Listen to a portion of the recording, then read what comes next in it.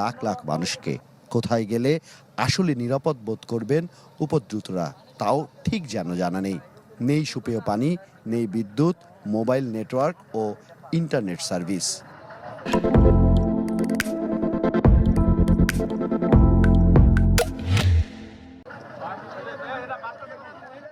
ফেনীতে এমন বন্যার ইতিহাস নেই, তাই নেই বন্যা মোকাবেলায় তেমন প্রস্তুতিও। স্কুল ঘর, অন্য সরকারি স্থাপনাকে আশ্রয় কেন্দ্র বানানো হয়েছে।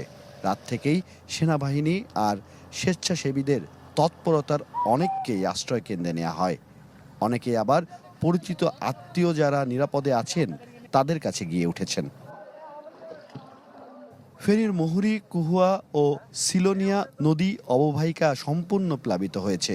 এসব নদী হয়েই ত্রিপুরা থেকে ঢল নেমে এসেছে, প্লাবিত করেছে ফেনীকে। দুর্ভোগে পড়েছেন সবাই, তবে শিশু, নারী ও প্রবীণদের দুর্ভোগ বেশি পোহাতে হচ্ছে। সদর হাসপাতালে পানি, প্রচুর পানি, কোনো ডাক্তার নাই, এতটুকু পর্যন্ত প্রায় প্রাণী। আমাদের ডেলিভারি রুগী তো ওই জন্য চলে আসছে। খারাপ পরিস্থিতি, এই পরিমাণ পানি।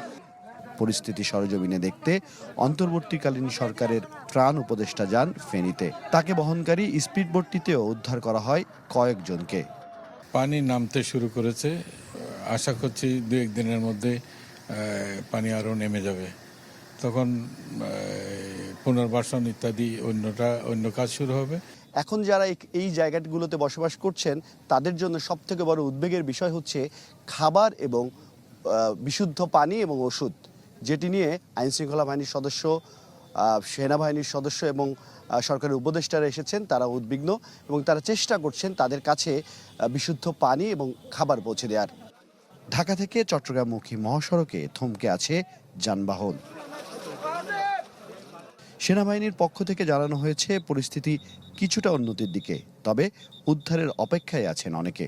ফুলগাজীতে প্রায় 1 হাত পানি কমেছে। ফুলগাজীতে, পরশুরামেও আমাদের আজকে 3টা টিম গেছে, 3টা টিম ওখানেও বেশ কিছু পানি কমেছে বলে আমি শুনেছি। যাদের প্রিয়জনরা আছে তারা যেন সবাই এদিকে রওনা না হয়। পুরো রাস্তা ভরে অনেক মানুষ যাচ্ছে, যাওয়ার কোনো উপায় নাই। শুধু আপনারা বরং আমাদের জন্য আরও বেশি প্রবলেম ক্রিয়েট করছেন, কারণ একদিন পরে আপনারও পানি লাগবে। ক্ষয়ক্ষতি হয়েছে বিপুল, এখনও তা নিরূপণ হয়নি। তবে যে মানবিক এক দুর্যোগের উপাখ্যান দেখা যাচ্ছে ফেনীতে, তা অনেককাল মনে থাকবে। হিরণ খান, চ্যানেল 24, ফেনী।